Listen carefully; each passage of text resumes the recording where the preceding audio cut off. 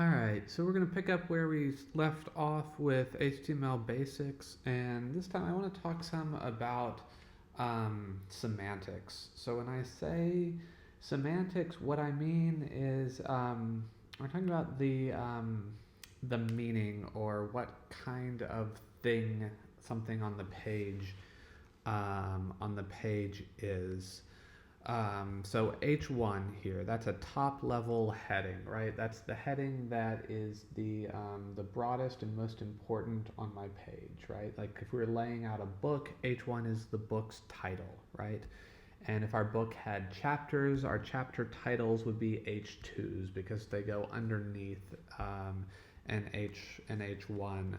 So the idea with HTML is that we have content and we use HTML to describe what that content is. So let me give you an example. Let's say we have some content. We have my grocery list, and my grocery list is I want to buy an apple, an orange, and a banana. Okay? So this is content, right? And what we do with HTML is we tell the browser what sorts of things this content is, like what meaning does it have, okay? So the first thing is we want to tell it, okay, my grocery list is, we'll say it's an H2. All right, so my page is the first level heading, and then my grocery list is another heading, all right? And when I make this an H2, the browser is going to do some things, okay? When it displays it, it's going to make it bold. It's going to make it a little bigger than the other text. But it's also important that it knows that conceptually what this is a level 2 heading, okay? And there are a lot of reasons that we do that. One is that it helps search engines understand our content, okay? So at this point, search engines are pretty smart and they kind of read the page and they decide what it's about and they use that to return results.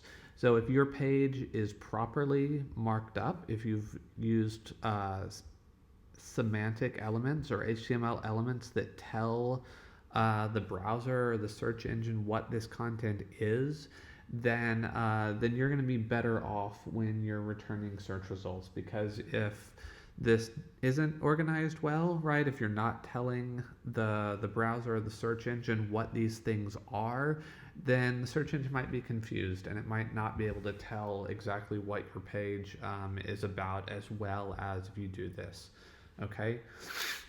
The other thing is that we get all these benefits by telling the browser what things are. Okay, so conceptually, apple, orange, banana. I can mark this up any number of ways. I can say this is a paragraph, that each one's a paragraph, right? I could say conceptually this is just all one paragraph, right? And I want to put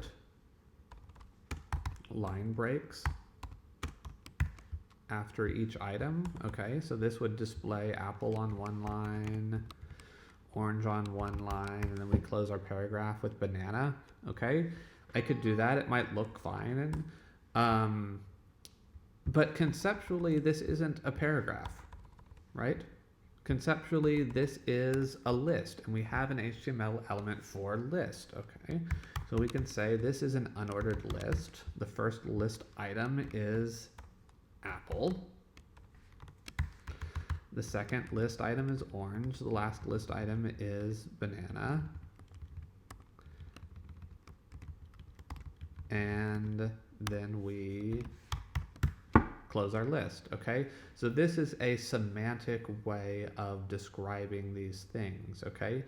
If this wasn't a grocery list, if this was, say, like cooking instructions, and say we have chop, saute, bake, semantically I would want to say, okay, this is an ordered list, right? These things aren't just list items, but they have an order. You're going to do this first, this second, this third, right? If I have bake as the first one, it doesn't make sense. Whereas if I have banana as my first grocery list item, that's probably fine. It's the same. It's an unordered list of things, okay? And if I have an ordered list, the really important thing to remember is I can make these things appear any way that I want them to, okay? So I can make this paragraph appear huge on the page, and maybe I want my headers to be really small, right? There are kind of interesting reasons you might want to do that. I want my H1s to be tiny and all lowercase. I want my paragraphs to be huge. That might look really cool, but if I did this to make it look like that, I've lost my semantics, okay? I've lost the meaning of my content. And that matters because all of a sudden search engines are confused. People who can't see and use screen readers are confused. So if I'm using a screen reader, one thing I can do is skip down the page and say, okay, go to the next heading, go to the next heading, go to the next heading, so I can find the part of the page that I want really quickly. Well, if I'm using my heading elements incorrectly, all of a sudden blind people have a really hard time using my page, or seeing impaired people have a really hard time using my page. All right, so another place that we talk about semantics is, let's say this is an important paragraph. And a lot of times what we want to do is kind of highlight certain words, okay? So let's say I want to make important bold on my page. And you see this a lot with companies. So let's do it this way. We make and sell shoes. Boring example, right? But I might want to make a link or an important word and sell an important word to kind of draw attention to what we do. Now, I could do this, okay? B is an HTML element that stands for bold. B is also deprecated, meaning that we don't really use it anymore, okay? And we don't use it anymore because bold tells me how I want the thing to look, not what it means, okay? And really what we want to do is we want to emphasize that word. We want to make that word important, okay? So we have an element strong that kind of means, okay, this is important content. This is somewhere where I want to put weight on this word, okay? And visually, by default, it's going to make it bold in the browser. I can make it look like anything I want, right? I can put a highlight color underneath it or underline it, whatever. But conceptually, it's going to be strong. I can also use emphasis instead of the deprecated italic. Okay, so don't use I, use M, because that means put emphasis on this word. And this gets really interesting when we start thinking about HTML content as something that doesn't necessarily just live on the visual web. Okay, so this is just a way of saying here's content and here's what it is. And let's imagine that you're writing this and it's going to be a web page, but also it might be read, right? It might be read by either an app that reads web pages to people, or it might be read by an audio interface at some point in the future. And here, if we say this is emphasized, that makes a lot more sense if I'm reading it than if I say bold, because I don't know how to make something bold when I read it, but I know how to make something emphasized when I read it, right? We make and sell shoes. Something like that. Again, it's a silly example, but the idea is that this describes the semantics rather than the visual appearance. And when we're doing HTML, just forget visual appearance. We just want to kind of logically say this is what things are, okay?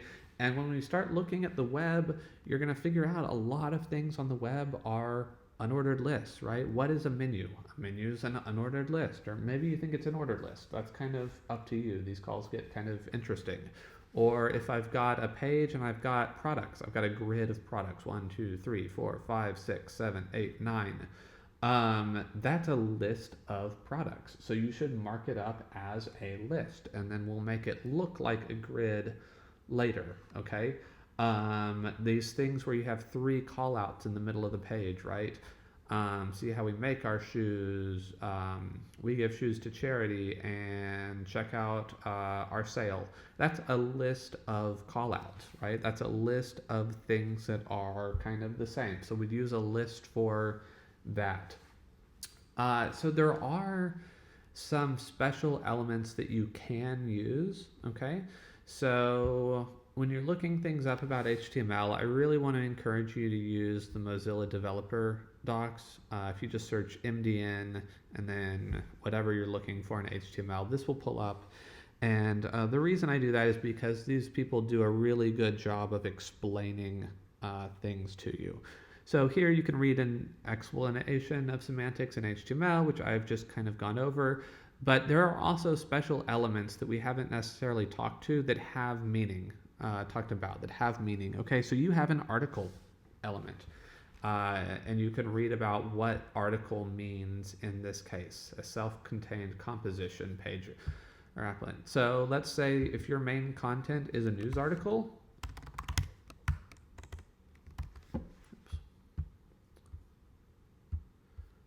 I can have an article element. If your article has kind of a like a sidebar or an aside in it, I have an aside element that I can use. And I can put images in here and headings and paragraphs and whatever I want to.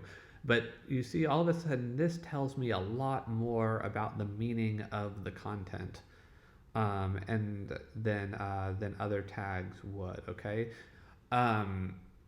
So it's not going to change anything visually, but it's going to help computers understand what this means. So another place this might be useful is some of you have probably seen like reader view on your phone.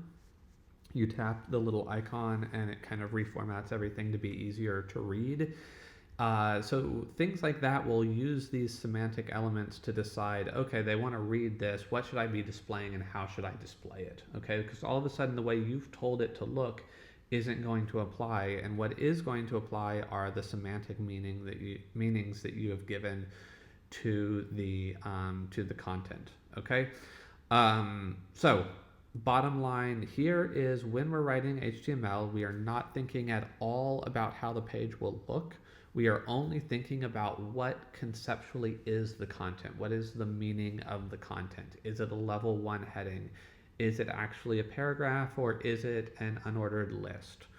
And then if you want to, getting into some of these semantic elements, and there are a lot of them. If you want to say, this is the header of my page, this is the footer of my page, and then really understanding why we do that for reasons related to accessibility, right? People who may not have the same senses that we do, related to search engines that need to read and understand our page without necessarily looking at it. And then related to all these other applications that might interact with our content, things like reader views that are built into browsers, or things like voice interfaces that might not be developed yet, but that would rely on these kind of really basic concepts of HTML.